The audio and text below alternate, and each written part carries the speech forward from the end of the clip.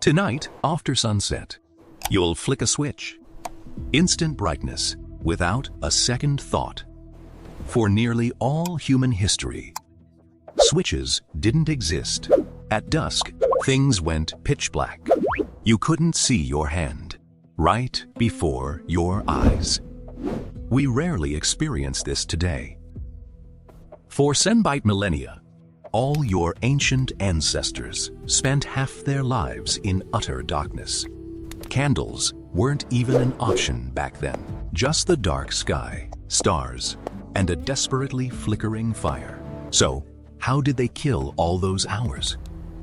The truth rewrites everything we know about human sleep, stories, and our very human nature. First up, fire. It made all this evolutionary magic possible. The oldest proof of humans taming flames is Wonderwork Cave, South Africa, about 1 million years ago.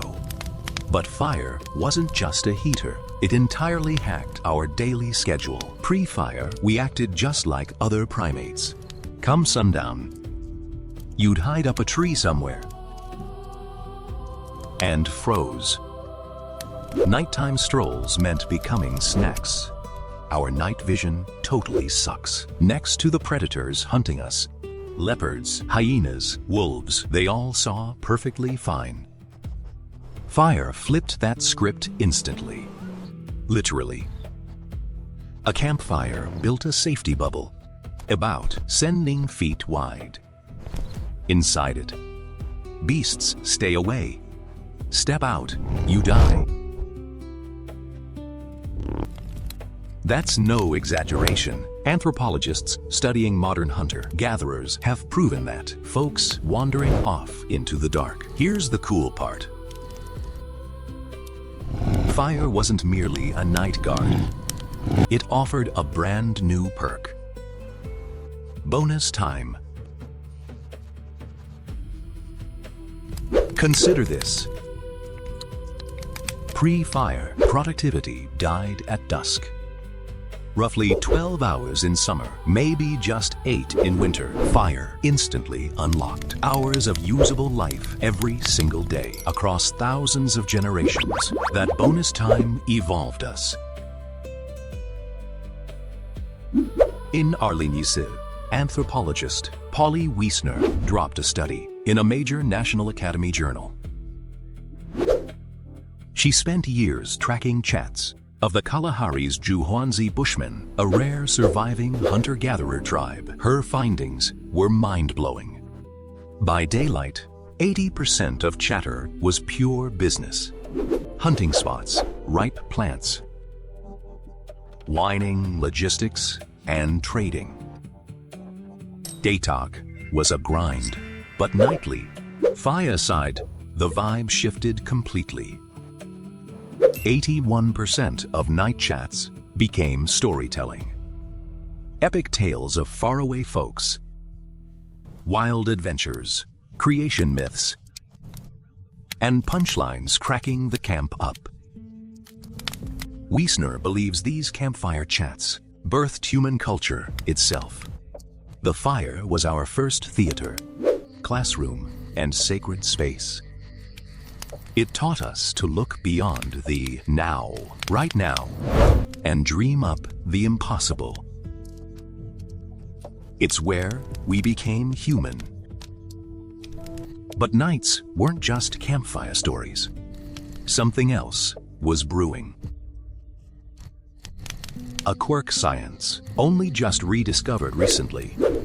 You aren't wired to sleep the way you do today. In 2001, historian Roger Ekirch dropped a paper rewriting sleep science. After 16 years digging through dusty archives, he struck unexpected gold. Woolbite references spanning centuries. 2th century prayer books, court logs, private diaries, medical texts, everyday letters, even Homer's Odyssey. All echoing one bizarre concept. First and second sleep. Pre-industrial revolution, nobody slept 8 hours straight. You'd crash right after dark. snooze for 4 hours, then wake up. You'd chill for 2 hours, dead, in the night. Then hit the hay for 4 more. Till sunrise. Not insomnia, just perfectly normal. It was the universal human default for millennia. So what did folks do while awake? ATR, ADAN, MDAN? Everything. A E-Lyrith century French doc urged couples to make babies mid-sleep, claiming they'd perform better. Folks visited neighbors, decoded weird dreams while still half asleep. They journaled, or just lay in bed, deep in thought.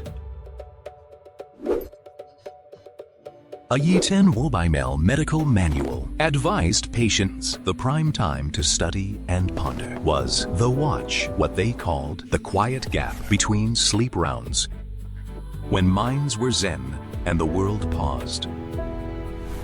Now, historians saw these clues for ages, but kept mislabeling first sleep as something else, because they literally couldn't fathom humans ever sleeping differently.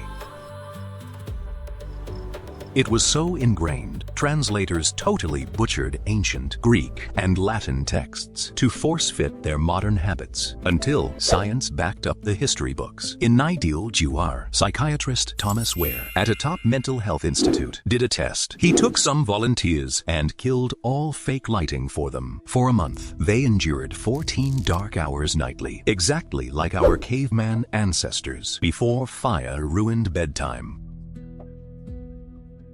Weeks later, everyone naturally slipped into this rhythm. 4 hours asleep. 1 to 3 hours awake. Then, another 4 asleep. Nobody coached them. It wasn't hinted. Biology just took over. Like an ancient hard drive booted up. Deep inside, buried under centuries of light bulbs, Wehr checked their hormones during that awake gap and found crazy results. They were in a totally unique, strange waking state. Brains pumped, massive prolactin levels, the exact stuff released in meditation, and post-climax, they felt pure peace, hyper-reflective, highly zen, not just a sleep interruption. It was a unique, conscious state, totally alien to most modern humans. So, what ruined it? The culprit is stupidly simple. Light. 1600s cities started putting up streetlights. Paris led the charge under Louis XIV, trying to slash crime rates. London agreed. The scary, dangerous dark of night finally became walkable. Enter cheap candles. Then, E10 Bybymel gas lamps.